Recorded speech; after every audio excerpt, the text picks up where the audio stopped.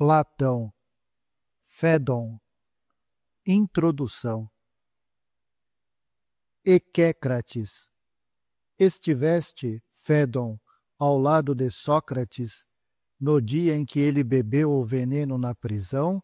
Ou, acaso sabes, por outrem, o que lá se passou? Fédon. Lá estive em pessoa, Equécrates. Equécrates. E então, de que coisas falou ele antes de morrer? Qual foi o seu fim? Isso eu gostaria de saber, pois atualmente não há nenhum de meus concidadãos de Flionte. Abre parênteses, nota. Em Flionte ou Flio, no Peloponeso, um discípulo de Filolau, Eurito de Tarento, havia estabelecido um círculo de pitagóricos em cuja sede Fédon foi recebido por Equécrates e associados. Fecha parênteses. Que esteja em Atenas e de lá, faz muito tempo que não nos vem nenhum estrangeiro capaz de nos dar informações seguras, a não ser que Sócrates morreu após ter bebido o veneno. Mas, quanto ao mais, ninguém nada nos soube relatar. Fédon, não sabeis tampouco nada também a respeito das circunstâncias do seu julgamento? Equécrates. Sim, dele tivemos alguma informação, e uma das coisas, mesmo, que muito nos surpreendeu, foi ter ocorrido sua morte muito tempo depois do julgamento. Que houve, Fédon? Fédon. Houve, no seu caso, Equécrates, uma coincidência fortuita, a do dia que precedeu ao julgamento, com a coroação da popa do navio que os atenienses mandam a Delos. Equécrates. E que navio é este? Fédon. Segundo conta a tradição, é o navio no qual Teseu transportou outrora os 7 moços e as 7 moças que deviam ser levados para Creta. Abre parênteses, nota. A peregrinação a Delos é um simples culto ao deus Apolo e à deusa Ártemis. A lenda é a seguinte. Androgeu, filho do afamado rei Minos de Creta, visitara Atenas e tomara parte nos jogos ginásticos. Fora superior a todos, despertando assim a inveja dos atenienses que o mataram.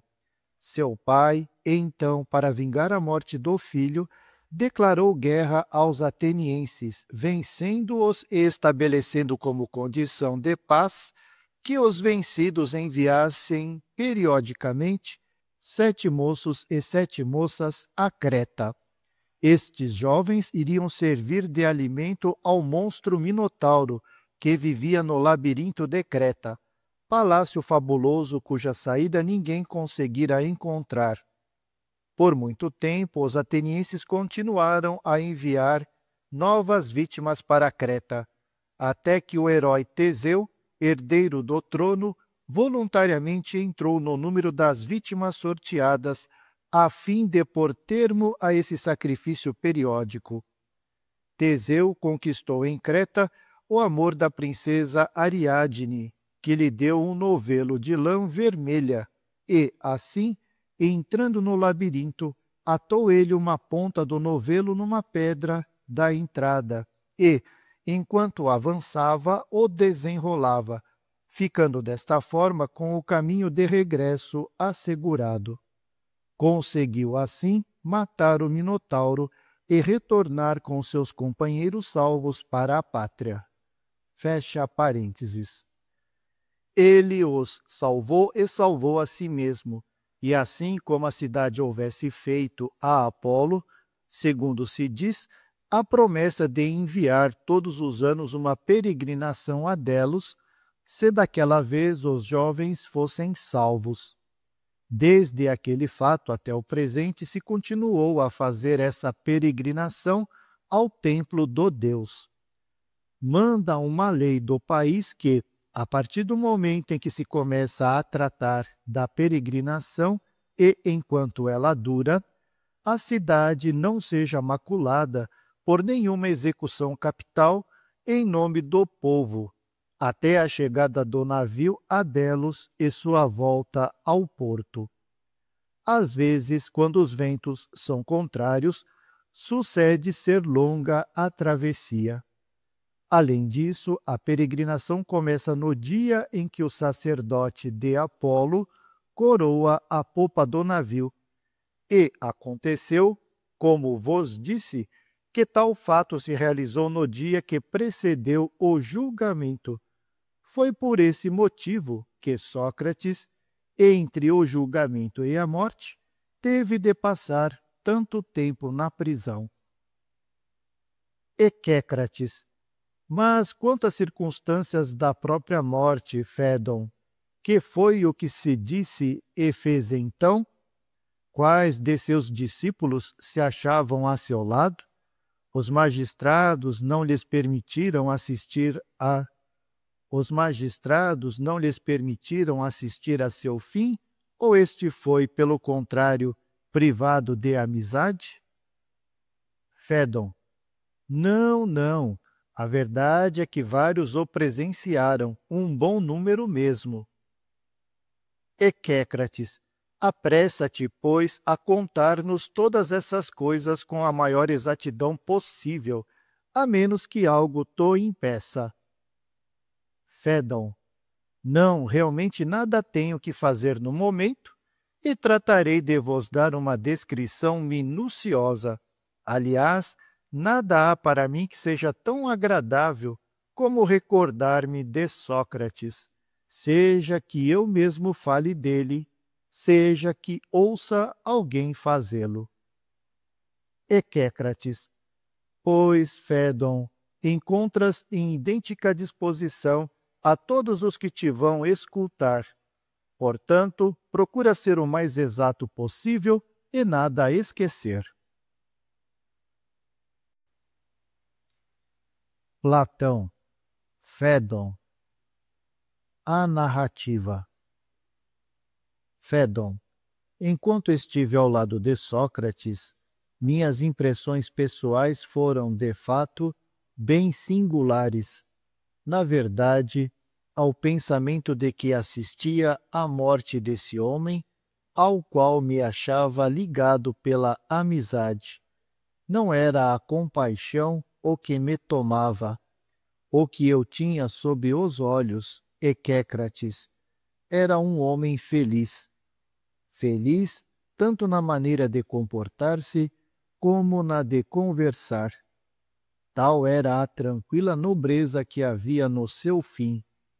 E isso de tal modo que ele me dava a impressão, ele que devia encaminhar-se para as regiões do Hades, de para lá se dirigir auxiliado por um concurso divino e de ir encontrar no além, uma vez chegado, uma felicidade tal como ninguém jamais conheceu.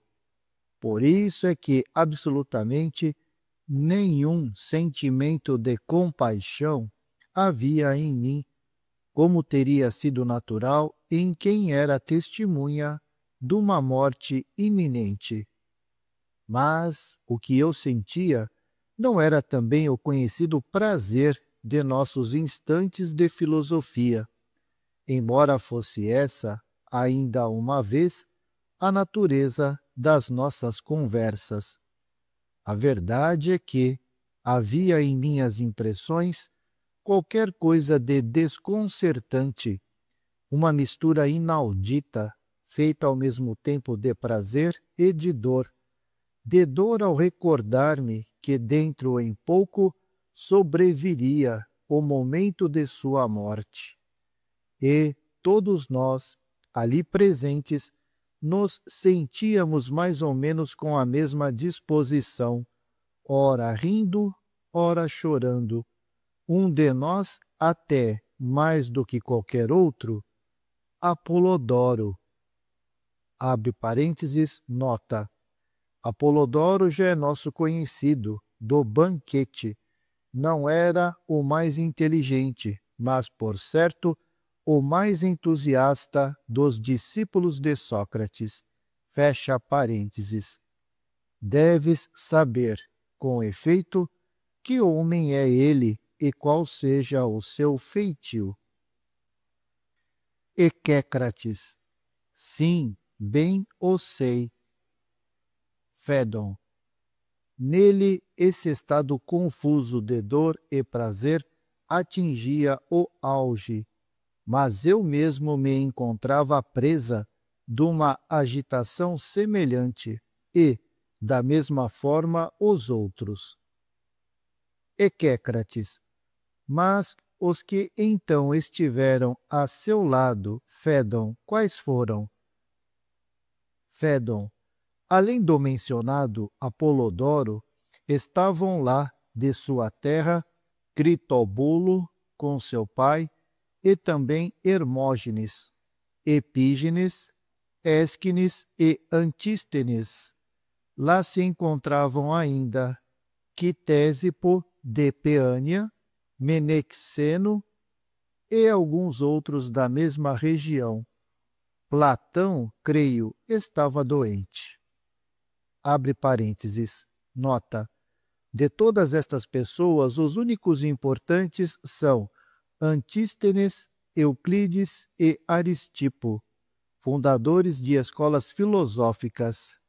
Antístenes, na época em que foi escrito o presente diálogo, já é grande adversário da metafísica de Platão, mas o autor o considera boa pessoa e lhe permite, no drama, assistir à morte de Sócrates, embora como personagem muda. Mas Aristipo, o filósofo dos gozadores, é unicamente objeto de desprezo, e por isso Platão o afasta. Fim da nota, fecha parênteses. Equécrates. Havia estrangeiros presentes? Fédon. Sim, havia, notadamente Símias, o tebano, Sebes e Fedondes, e mais, Demégara, Euclides e Terpicião. Equécrates. Dize-me, Aristipo e Cleómbroto não estavam presentes? Fédon. Não, dizia-se que andavam por Egina. Abre parênteses, nota. Egina, ilha perto de Atenas. Platão quer significar que estes homens fizeram tal viagem para se recrearem, não se tratando de uma viagem longa, necessária e intransferível. Logo, é que ambos não sentiam interesse pela sorte de Sócrates, nem por sua grandiosa filosofia. Fecha parênteses. Equécrates. E quem mais lá estava? Fédon. Creio que foram estes, mais ou menos. Todos os que estão se encontravam a seu lado. Equécrates. Bem, e agora, dize, sobre que coisas falaram eles? Fédon. Tomando as coisas desde o começo, vou esforçar-me por contá-las todas minuciosamente. Sabe, pois, que nenhum dos dias anteriores havíamos deixado de encontrar-nos, eu e os outros, junto a Sócrates, segundo era nosso hábito. Nosso local de encontro, ao romper do dia, era o tribunal onde se realizava o julgamento, pois ficava próximo à prisão. E assim, todos os dias, a conversar, esperávamos que a prisão fosse aberta. Ela não se abria muito cedo. Logo, porém, que era franqueada, dirigíamo-nos até onde estava Sócrates, e muitas vezes passávamos o dia todo em sua companhia. Naquele dia, como deixáramos ajustado, encontramo-nos ainda mais cedo que de costume. porque na véspera, ao sair da prisão pelo entardecer, havíamos sabido que o navio sagrado retornara de Delos. Por isso, ficará assentado que nos reuniríamos o mais cedo possível no lugar habitual. Ao chegarmos, o porteiro, vindo ao nosso encontro, abre parênteses, era ele quem sempre nos atendia, fecha parênteses, até pediu-nos que ficássemos por ali e esperássemos para entrar, que nos houvesse chamado. Abre aspas. Disse ele, que os 11, abre parênteses, nota, os 11, um grupo de 11 homens escolhidos por votação, cuidava em Atenas do cárcere e das execuções. Fecha parênteses. Estão a tirar as correntes de Sócrates e a comunicar-lhe que este será o seu dia derradeiro. Fecha aspas. Depois disso, quase não demorou a voltar e convidou-nos para entrar. Entramos, pois, e encontramos junto a Sócrates, que acabava de ser desagrilhoado.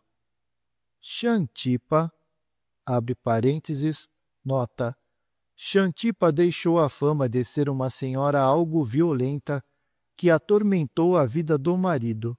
Segundo Xenofonte, era uma verdadeira megera, mas enterneceu-se por ocasião da morte de Sócrates. Fecha parênteses. Tu a conheces, que segurava o filho mais novo sentada ao lado do marido. Assim que ela nos viu, choveram maldições e palavrórios, como só as mulheres sabem proferir. Abre aspas. Vê, Sócrates, esta é a última vez que conversam contigo os teus amigos e tu com eles. Fecha aspas. Sócrates lançou um olhar na direção de Críton. Abre aspas. Críton, disse, faze com que a conduzam para casa. Fecha aspas. E, enquanto era levada pela gente de Críton, ela se debatia e gritava. Platão, Fédon, prazer, o prazer e a dor. Quanto a Sócrates, sentara-se no leito e, tendo encolhido a perna, esfregava-a fortemente com a mão, e, enquanto a esfregava, dizia-nos, abre aspas, como parece aparentemente desconcertante, amigos, isso que os homens chamam de prazer. Que maravilhosa relação existe entre a sua natureza e o que se julga ser o seu contrário, a dor. Tanto um como a outra recusam ser simultâneos no homem. Mas, procure-se um deles, tenhamos preso um deles, e estaremos sujeitos quase sempre a encontrar também o outro, como se fossem uma só cabeça ligada a um corpo duplo. Parece-me mesmo que Esopo, se nisso tivesse pensado, teria composto uma fábula a esse respeito. A divindade, desejosa de lhes pôr fim aos conflitos, como visse frustrado o seu intento, amarrou juntas as duas cabeças, e é por isso que, onde se apresenta um deles, o outro vem logo. É assim que se lhe afiguram as coisas. Devido ao grilhão, há pouco senti a dor na minha perna, e já agora sinto prazer. Fecha aspas. Cebes interrompeu. Por Zeus, Sócrates, foi bom me haveres lembrado isso. De fato, a propósito dessas tuas composições, em que transpuseste para o metro cantado os contos de Esopo e o hino a Apolo, várias pessoas já me têm perguntado, e entre elas, há pouco tempo, Eveno, abre parênteses, Eveno, poeta grego, fecha parênteses. Com que intenção as compuseste depois de tua chegada aqui? Tu que, até agora, jamais fizeras coisas desse gênero. Se tens, pois, qualquer interesse em que eu possa responder a Eveno, quando ele novamente me interrogar, abre parênteses, porque bem sei que tornará a fazê-lo, fecha parênteses. Fala, que deverei dizer-lhe? Dize-lhe a verdade, Sebes. Não foi com a intenção de lhe fazer concorrência, e muito menos as suas composições, que fiz aqueles versos. Sei que isso teria sido difícil. Eu os fiz em virtude de certos sonhos, cuja significação pretendia assim descobrir, e também por escrúpulo religioso, prevendo, sobretudo, a eventualidade de que as repetidas prescrições que me foram feitas se relacionassem com o exercício dessa espécie de poesia. Eis como se passaram as coisas. Várias vezes no curso de minha vida, fui visitado por um mesmo sonho. Não era através da mesma visão que ele sempre se manifestava, mas o que me dizia era invariável. Abre aspas, Sócrates, fecha aspas, dizia-me ele, abre aspas, deves esforçar-te para compor música, fecha aspas.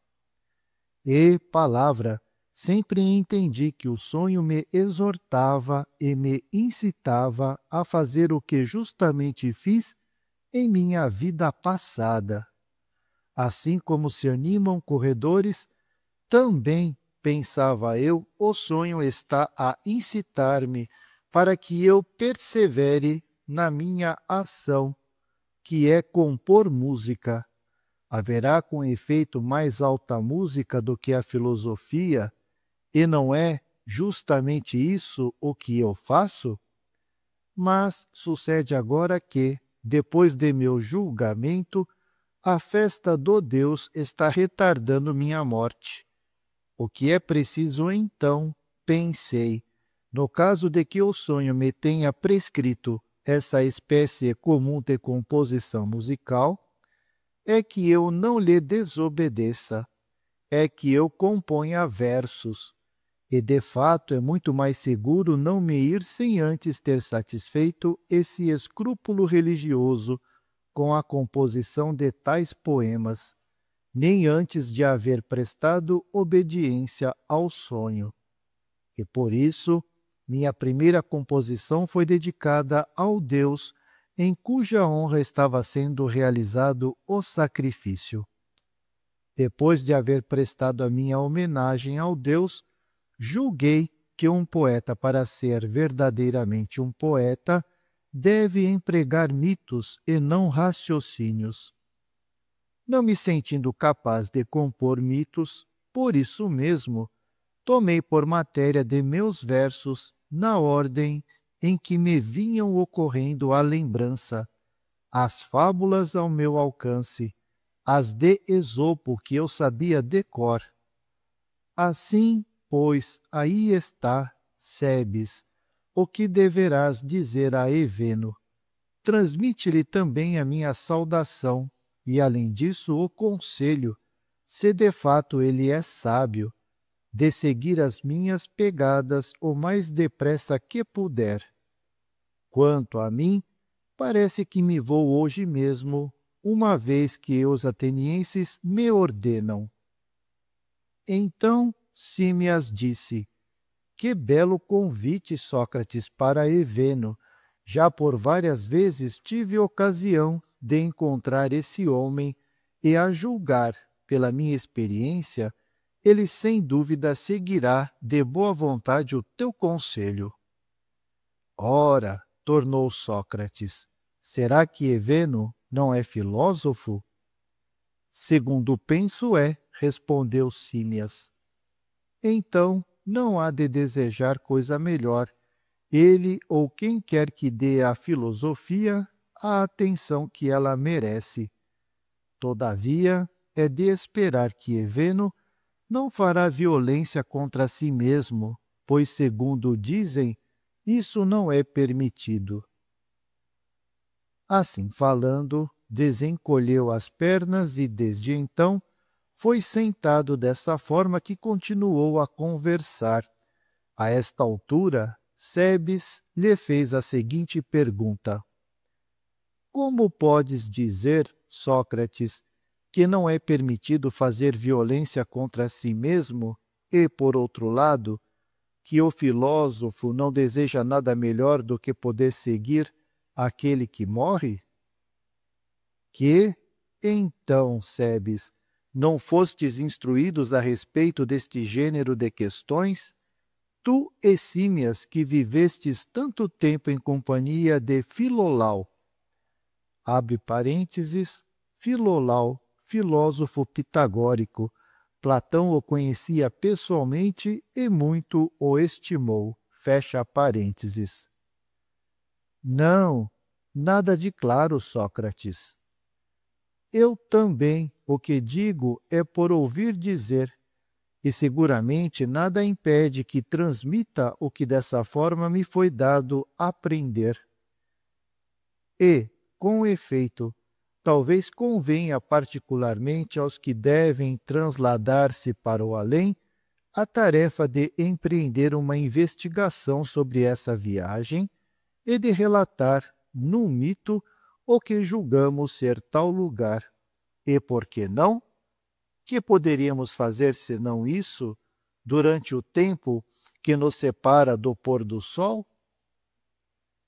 Dize-nos, pois, Sócrates, por que motivo se pode certamente negar que seja coisa permitida o suicídio? Eu mesmo, com efeito, abre parênteses, é o que nos perguntavas há pouco, fecha parênteses. Já ouvi Filolau dizer, no tempo em que se encontrava entre nós e também a outros, que tal coisa não se pode fazer. Mas ninguém já foi capaz de ensinar-me qualquer coisa de exato a esse respeito. Vamos, disse Sócrates, vamos examinar isso. É possível, talvez, que eu te possa ensinar alguma coisa. É provável também que isso te pareça maravilhoso e que te espantes ao saber que, para todos os homens, há uma absoluta necessidade de viver. Necessidade invariável mesmo para aqueles para os quais a morte seria preferível à vida. Acharás espantoso ainda que não seja permitido àqueles para os quais a morte seja um bem preferível à vida, o direito de procurarem por si esse bem e que, para o obterem, necessitem recebê-lo de outrem. Cebes sorriu docemente. Deus o sabe, disse no modo de falar de seu país. Abre parênteses. Cebes é de Tebas, e os tebanos têm a fama de serem pouco instruídos e falarem um grego algo provinciano. Cebes, o aluno ardente de Sócrates, fala em geral a língua da gente letrada, mas neste momento apaixonado por uma interessante questão filosófica, descura a linguagem e usa o dialeto regional de seu país. Fecha parênteses. Poder-se-ia, com efeito, volveu Sócrates, encontrar nisso pelo menos considerado, sob essa forma, qualquer coisa de irracional. Todavia não é assim, e muito provavelmente aí não falta razão. A esse respeito, há mesmo uma fórmula que usam os adeptos dos mistérios. Abre parênteses. Platão refere-se aos mistérios órficos que mencionara no Menão. Fecha parênteses. Abre aspas. É uma espécie de prisão o lugar onde nós, homens, vivemos, e é dever não libertar-se a si mesmo nem evadir-se. Fecha aspas. Fórmula essa, sem dúvida, que me parece tão grandiosa quão pouco transparente. Mas não é menos exato, Sebes, que aí se encontra justamente expresso, creio, o seguinte: os deuses são aqueles sob cuja guarda estamos, e nós, homens, somos uma parte da propriedade dos deuses. Não te parece que é assim? Parece-me, respondeu Sebes. E tu, por acaso, continuou Sócrates, não havias de querer mal a um ser de tua propriedade que se matasse sem que tal lhe tivesses permitido? E não tirarias de seu ato a vingança que fosses capaz de tirar? Efetivamente. É provável, portanto, que neste sentido nada exista de irracional no dever de não nos matarmos, de aguardarmos que a divindade envie qualquer ordem semelhante àquela que hoje se apresenta para mim. Seja, disse Sebes, acho isso natural, mas a coisa toma outro aspecto quando se trata do que há pouco dizias acerca da facilidade com que os filósofos consentiriam em morrer. Isso, Sócrates, parece-me uma inconsequência, se é que há boas razões para afirmar o que dizíamos faz poucos instantes, que nos encontramos sob a tutela da divindade, e que em nós ela tem uma de suas propriedades, que não haja irritação da parte dos homens sensatos quando se lhes retira essa tutela dos deuses, que são, precisamente, os melhores tutores. É coisa bem difícil de compreender. Não é crível, em tais circunstâncias, que alguém, em liberdade, possa encontrar maiores vantagens na sua própria autonomia. É possível que alguém, destituído de inteligência, possa ter essas ideias e, desse modo, fuja a seu dono sem refletir que, quando este é bom, não se deva escapar à sua autoridade, mas, ao contrário, ficar o mais possível junto a ele. Fugir, pois, seria a mostra de falta de reflexão por parte de tal homem.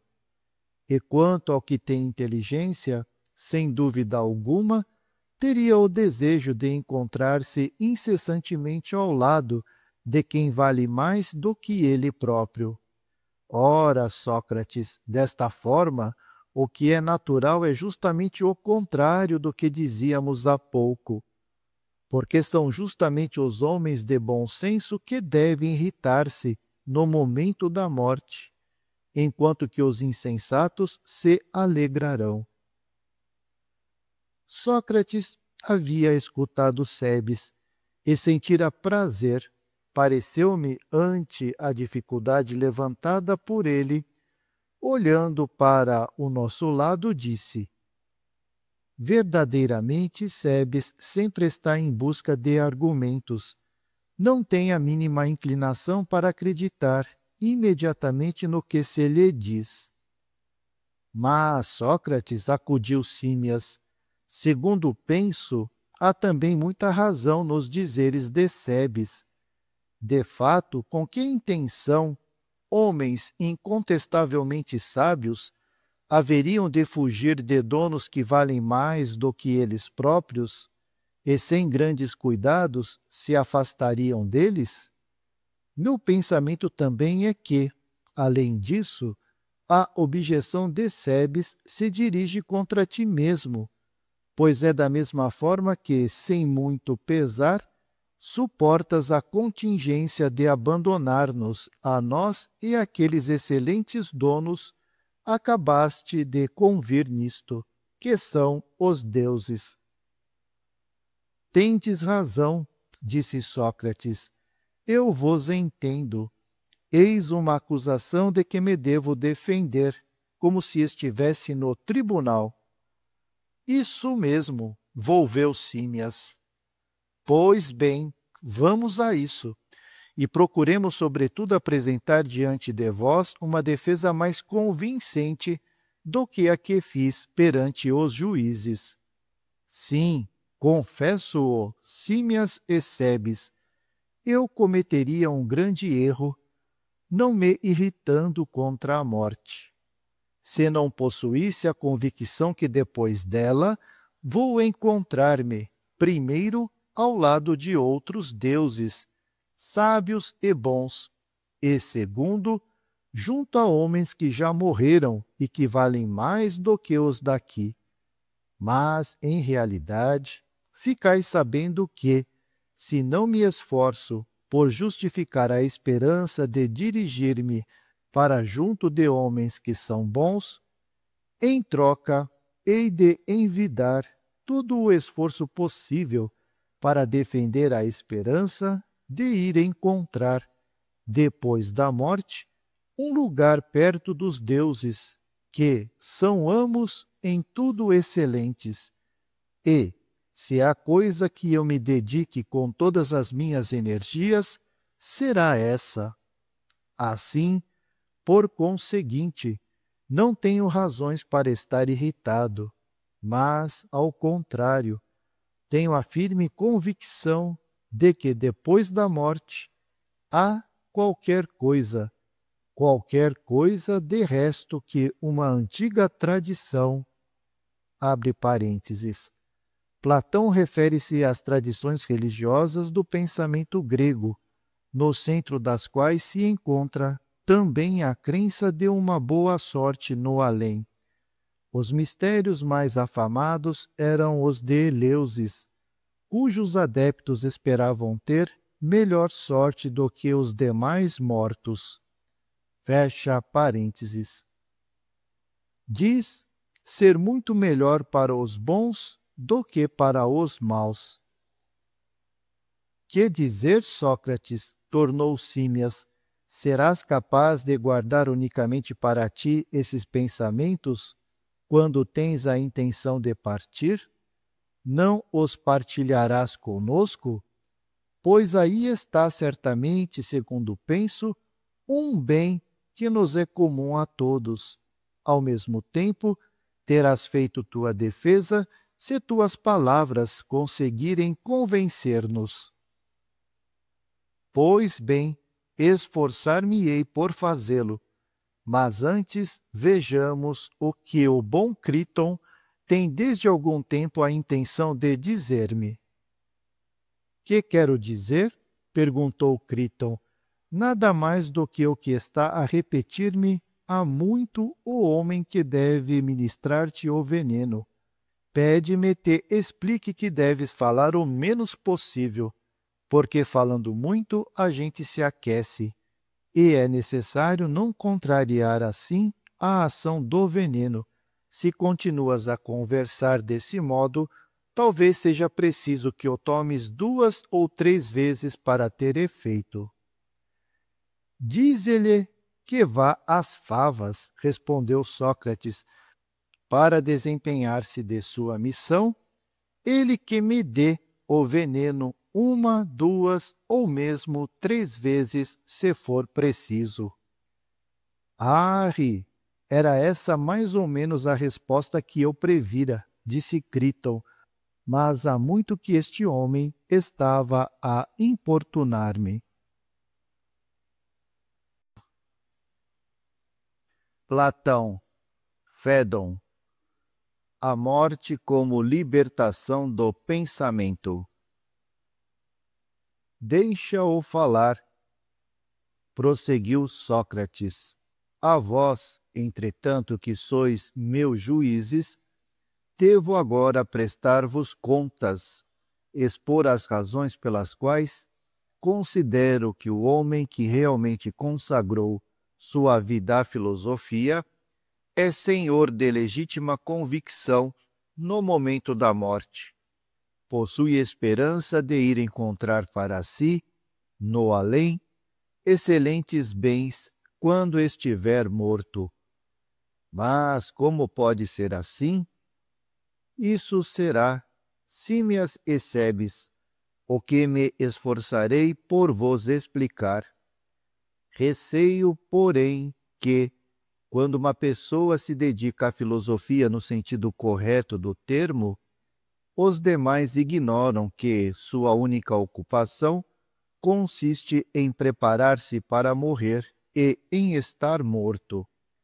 Se isso é verdadeiro, bem estranho seria que, assim pensando, durante toda a sua vida, que, não tendo presente ao espírito senão aquela preocupação, quando a morte vem, venha a irritar-se com a presença daquilo que até então tivera presente no pensamento e de que fizera a sua ocupação.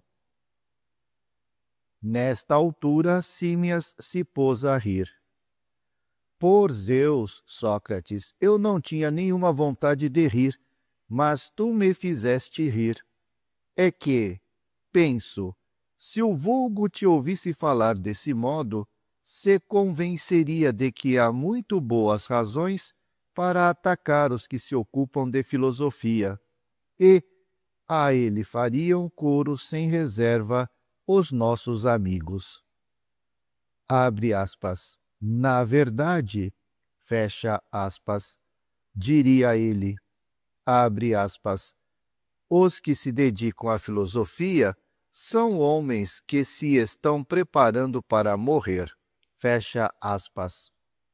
E, se há uma coisa que seguramente pensarão, é que é justamente esse o fim que eles merecem. Eu vulgo teria razão, Símias, de dizer isso, embora, é claro, não soubesse que estava a dizer uma verdade, pois os que ignoram ele e os que lhe fazem coro é de que modo se estão preparando para morrer aqueles que verdadeiramente são filósofos, de que modo eles merecem a morte e que espécie de morte merecem. Entre nós, com efeito, é que devemos tratar dessa questão e, quanto ao vulgo e aos outros, não lhes demos atenção. Segundo o nosso pensar, é a morte alguma coisa? Claro, replicou Símias. Nada mais do que a separação da alma e do corpo, não é? Estar morto consiste nisto. Apartado da alma e separado dela, o corpo isolado em si mesmo. A alma, por sua vez, apartada do corpo e separada dele, isolada em si mesma. A morte é apenas isso? Sim, consiste justamente nisso. Examine agora, meu caro, se te é possível compartilhar deste modo de ver, pois nisso reside, com efeito, uma condição do progresso de nossos conhecimentos sobre o presente objeto de estudo. Crês que seja próprio de um filósofo dedicar-se avidamente aos pretensos prazeres, tais como o de comer e de beber? Tão pouco quanto possível, Sócrates, respondeu Símias. E aos prazeres do amor?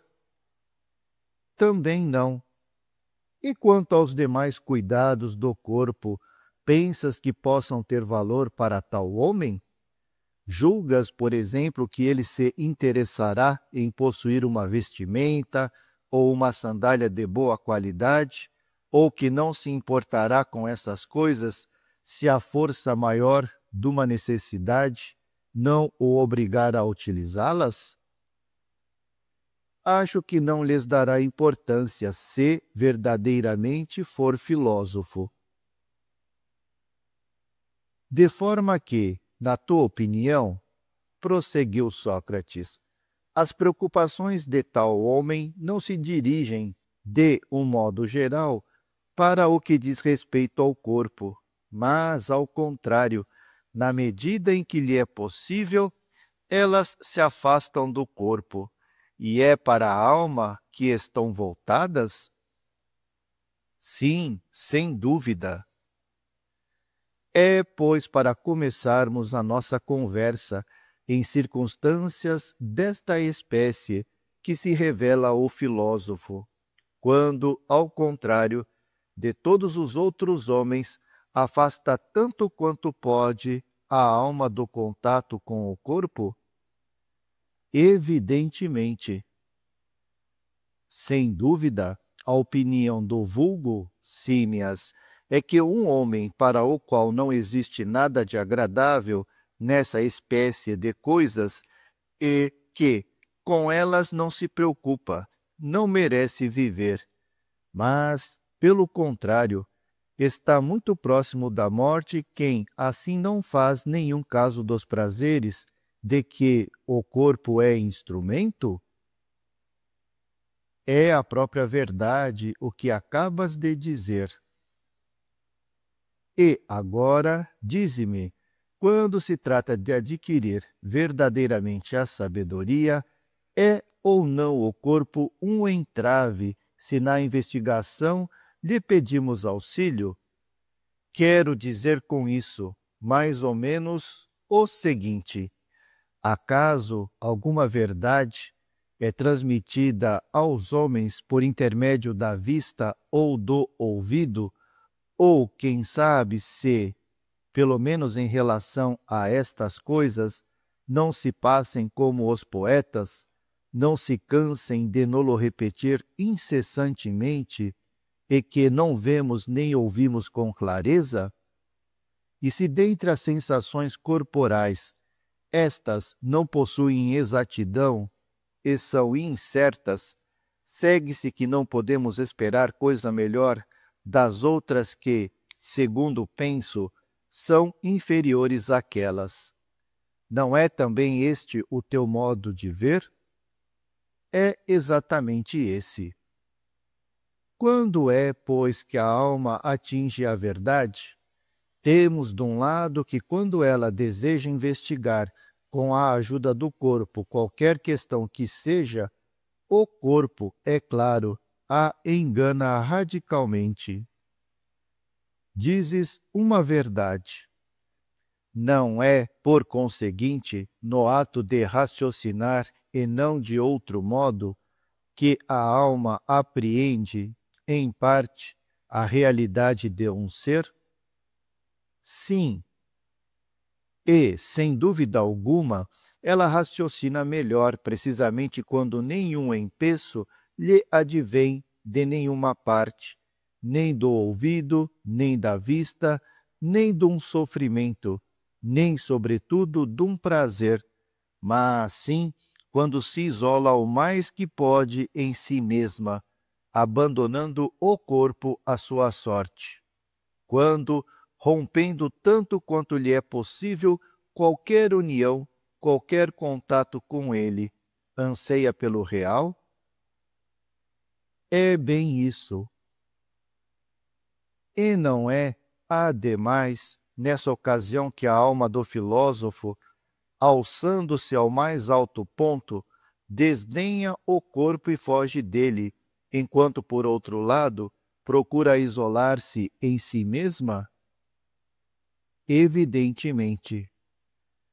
Mas que poderemos dizer, Símias, do seguinte: afirmaremos a existência do justo em si mesmo ou a negaremos? Certamente que a afirmaremos por Zeus, e também a do belo em si e a do bom em si, não é verdade? Como não? Ora, é certo que jamais viste qualquer ser desse gênero com teus olhos? Jamais. Mas então é porque os apreendeste por qualquer outro sentimento, que não por aqueles de que o corpo é instrumento? Ora, o que eu disse há pouco é para todos os seres, tanto para a grandeza, a saúde, a força, como para os demais. É, numa só palavra e sem exceção, a sua realidade. Aquilo precisamente que cada uma dessas coisas é, e será, então, por intermédio do corpo, que o que nelas há de mais verdadeiro poderá ser observado. Ou quem sabe se, pelo contrário, aquele dentre nós que se tiver o mais cuidadosamente e no mais alto ponto preparado para pensar em si mesma, cada uma dessas entidades que considera e toma por objeto, quem sabe se não é esse quem mais deve aproximar-se do conhecimento de cada uma delas? Isso é absolutamente certo.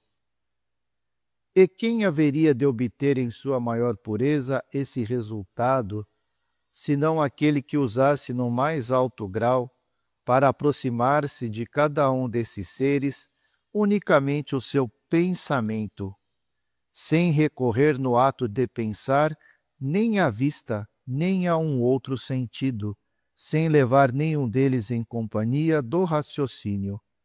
Quem, senão aquele que, utilizando-se do pensamento em si mesmo, por si mesmo e sem mistura, se lançasse à caça das realidades verdadeiras, também em si mesmas, por si mesmas e sem mistura? E isto só depois de se ter desembaraçado o mais possível de sua vista, de seu ouvido e, numa palavra, de todo o seu corpo, já que é este quem agita a alma e a impede de adquirir a verdade e exercer o pensamento todas as vezes que está em contato com ela? Não será este o homem, Símias, se a alguém é dado fazê-lo neste mundo, que atingirá o real verdadeiro? Impossível, Sócrates, falar com mais verdade. Assim, pois, prosseguiu Sócrates, todas essas considerações fazem necessariamente nascer no espírito do autêntico filósofo uma crença capaz de inspirar-lhe em suas palestras uma linguagem semelhante a esta. Abre aspas. Sim, é possível que exista mesmo uma espécie de trilha que nos conduz de modo reto, quando o raciocínio nos acompanha na busca. E é este, então, o pensamento que nos guia durante todo o tempo em que tivermos o corpo. E nossa alma estiver misturada com esta coisa má, jamais possuiremos completamente o objeto de nossos desejos. Ora, esse objeto é, como dizíamos, a verdade. Não somente 1001 confusões nos são efetivamente suscitadas pelo corpo quando clamam as necessidades da vida, mas ainda somos acometidos pelas doenças, e eis-nos às voltas com novos entraves em nossa caça ao verdadeiro real. O corpo, de tal modo, nos inunda de amores, paixões, temores, imaginações de toda sorte. Enfim, uma infinidade de bagatelas que, por seu intermédio, abre parênteses, sim, verdadeiramente é o que se diz, fecha parênteses, não recebemos, na verdade, nenhum pensamento sensato. Não, nenhuma vez sequer. Vede, pelo contrário, o que ele nos dá, nada como o corpo e suas concupiscências para provocar o aparecimento de guerras, dissensões, batalhas.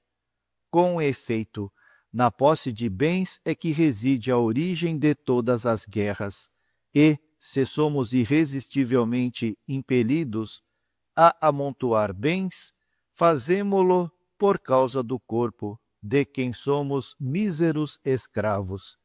Por culpa sua ainda, e por causa de tudo isso, temos preguiça de filosofar.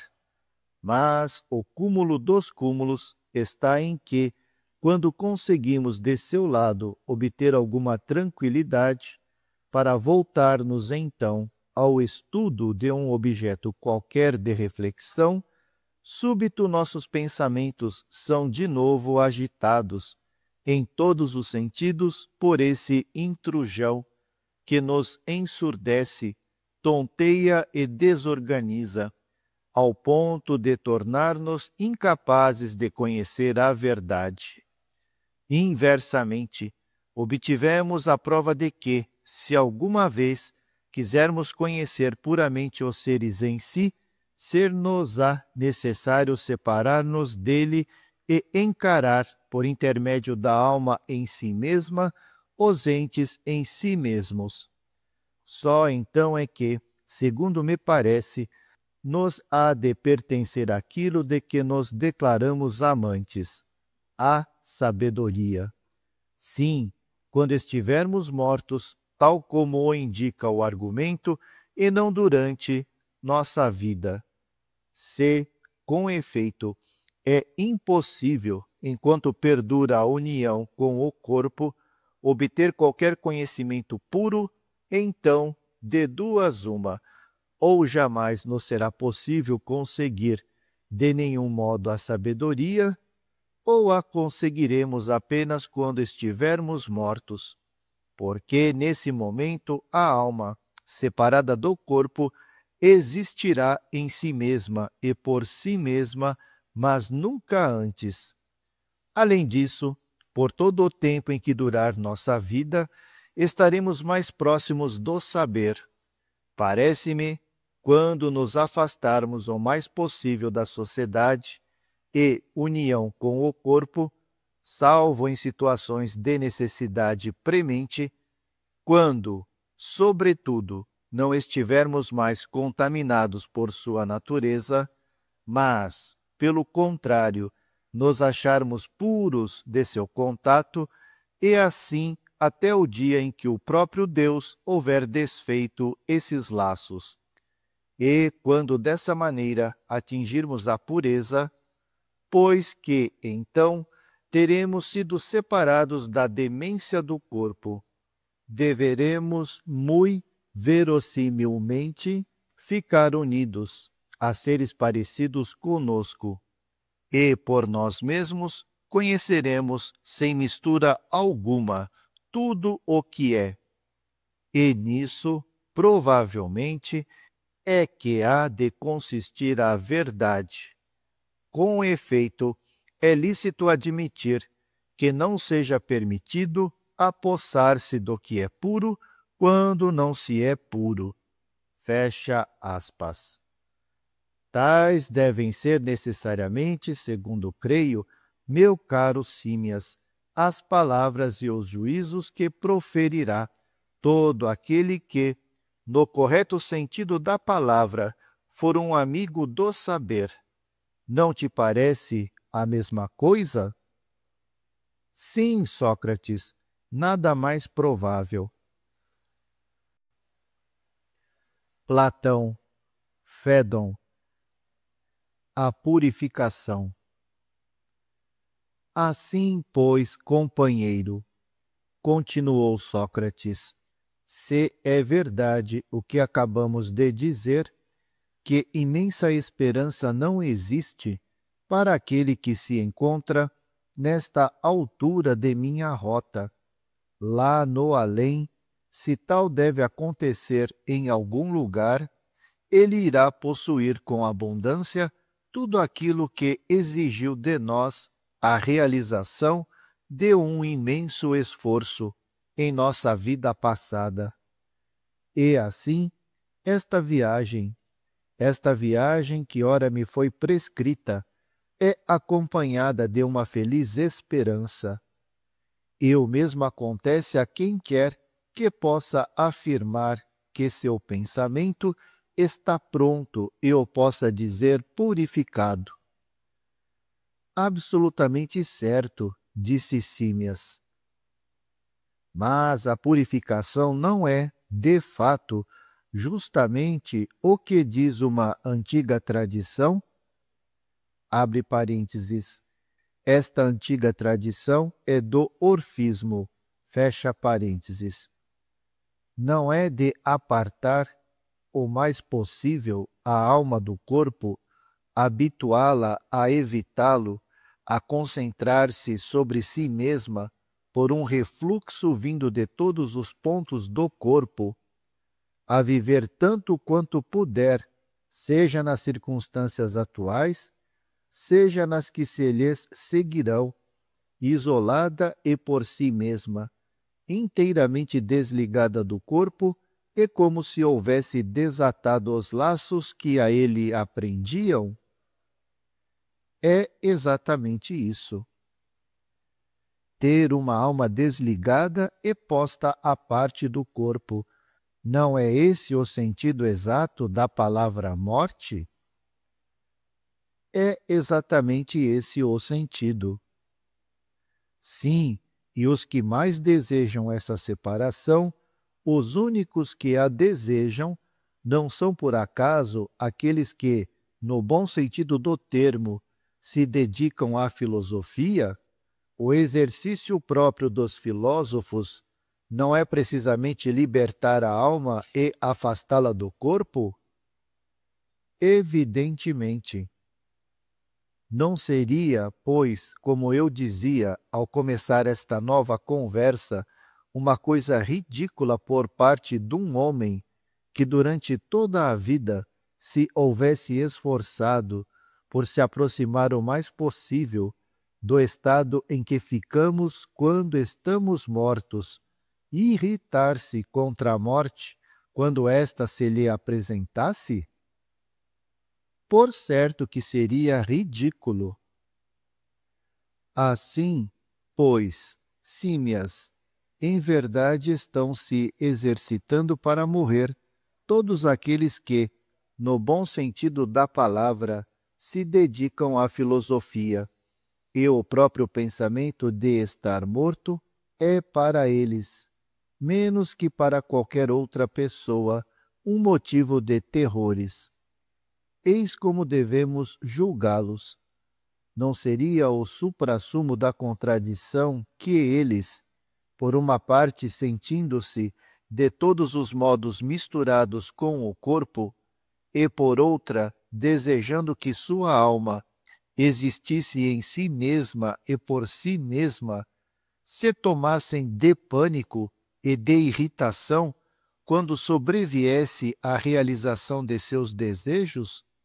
Sim, não seria uma contradição se não se encaminhassem com alegria para o além, onde, uma vez chegados, terão a esperança de encontrar aquilo porque em toda a sua vida se mostraram apaixonados. A sabedoria, que era o seu amor.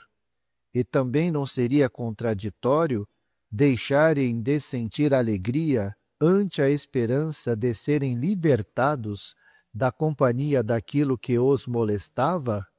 Mas, então, os amantes, as mulheres, os filhos, não foram capazes, quando mortos, de inspirar a muitos o desejo de ir voluntariamente para as regiões do Hades, na esperança de lá os encontrarem, de rever o objeto de seus amores e permanecer ao seu lado. Ao passo que um homem que fosse apaixonado pela sabedoria, que tivesse ardorosamente abraçado a esperança de em nenhuma parte senão no Hades encontrá-la sob uma forma digna de ser desejada. Então, esse homem haveria de irritar-se no momento de morrer. Então, esse homem não se rejubilaria de poder dirigir-se para aquelas regiões? Eis o que deve pensar, meus companheiros, um filósofo, se realmente é filósofo, pois nele há de existir a forte convicção de que, em parte alguma, a não ser num outro mundo, poderá encontrar a pura sabedoria. Ora, se assim é, não será o cúmulo da extravagância, como disse há pouco, que exista o temor da morte no espírito de um tal homem? Seguramente que seria o cúmulo, por Zeus. Dize-me, pois, continuou Sócrates, não tiveste oportunidade de observar várias vezes que quando alguém se irrita no momento de morrer, não é a sabedoria que alguém ama, mas sim o corpo, e que esse alguém talvez ame ainda as riquezas ou as honrarias, quer uma, quer outra dessas coisas, ou quem sabe, se não as duas juntas? Realmente é como dizes. Assim, Símias, o que chamamos coragem também convém ou não convém, no seu mais alto grau, àqueles em quem se encontram, pelo contrário, as disposições de que eu falava? Sem nenhuma dúvida. Não acontece a mesma coisa com a temperança e até com a temperança no sentido comum da palavra? Porventura, a ausência de veemência nos desejos e uma atitude desdenhosa e prudente não são próprias unicamente daqueles que, no mais alto grau, sentem desprezo pelo corpo e vivem na filosofia? Necessariamente. Aliás, basta que tenhas a bondade de refletir um momento apenas sobre a coragem e a temperança do resto dos homens, para que percebas toda a sua estranheza. Que queres dizer, Sócrates? Não ignoras que a morte é considerada por todo o resto dos homens como pertencendo ao número dos grandes males. Ah, bem eu sei. O temor de males maiores não leva por acaso os que dentre eles têm mais coragem a enfrentarem a morte quando se apresenta a ocasião de enfrentá-la? Como não? Assim, pois, é por serem medrosos e por temerem que são corajosos todos os homens, com exceção dos filósofos. E, contudo, é absurdo pensar que o temor e a covardia deem coragem. Tens toda a razão. Vejamos agora os que dentre eles são considerados prudentes. Não é uma espécie de desregramento o princípio de sua temperança? Podemos afirmar enfaticamente que é impossível serem as coisas assim, mas é um fato, contudo, que eles se encontram em situação análoga, na sua ridícula temperança, porque é pelo fato de temerem serem privados de outros prazeres que cobiçam que se abstêm em face de alguns, porque, afinal, há muitos outros que os dominam. Parece errôneo chamar de desregramento a uma certa continência em face dos prazeres. E, todavia, é certo que, se esses homens suportam o jugo de certos prazeres, é porque dessa forma conseguem dominar alguns outros. Ora, isto concorda com o que acabamos de dizer há pouco. De qualquer modo, é num desregramento que está o princípio de sua temperança. Verossimilmente, com efeito. Na verdade, excelentes símias. Talvez não seja em face da virtude um procedimento correto trocar assim prazeres por prazeres, sofrimentos por sofrimentos, um receio por um receio, o maior pelo menor, tal como se tratasse de uma simples troca de moedas. Talvez, ao contrário, exista aqui apenas uma moeda de real valor e, em troca da qual, tudo o mais deva ser oferecido: a sabedoria. Sim, talvez seja esse o preço que valem e com que se compram e se vendem legitimamente todas essas coisas: coragem, temperança, justiça, a verdadeira virtude. Em suma, acompanhada de sabedoria. É indiferente que a elas se acrescentem ou se tirem prazeres, temores e tudo o que mais há de semelhante. Que tudo isso seja, doutra parte, isolado da sabedoria e convertido em objeto de trocas recíprocas. Talvez não passe de alucinação uma tal virtude, virtude realmente servil, onde não há nada de são nem de verdadeiro.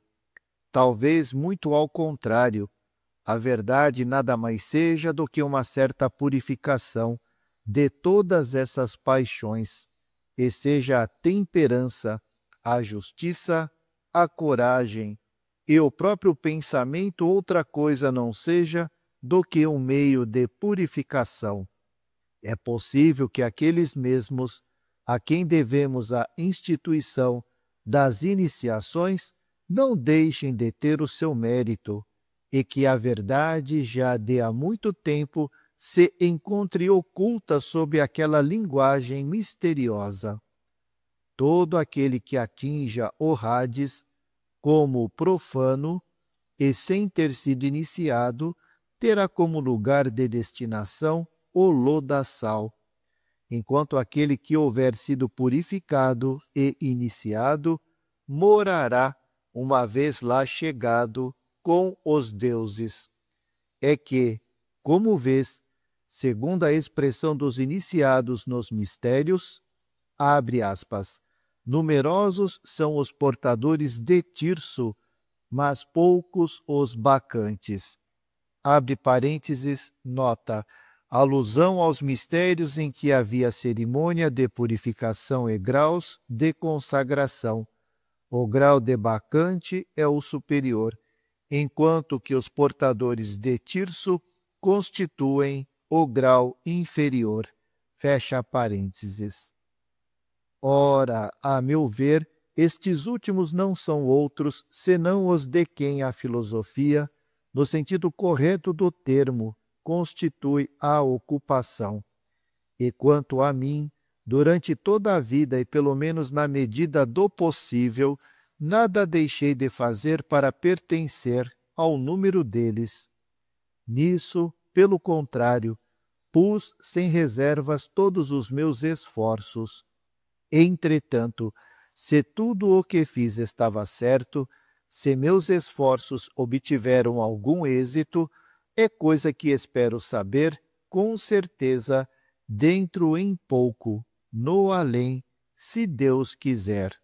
Tal é, pelo menos, minha opinião. Abre aspas. Aqui está, Símias e Sebes, minha defesa. São estas as razões pelas quais vos deixo, tanto a vós como a meus donos daqui, sem sentir dor nem cólera, pois que, disso estou convencido, no outro mundo irei encontrar, não menos do que aqui, outros bons donos, como outros bons companheiros. O vulgo, na verdade, é incrédulo a respeito dessas coisas.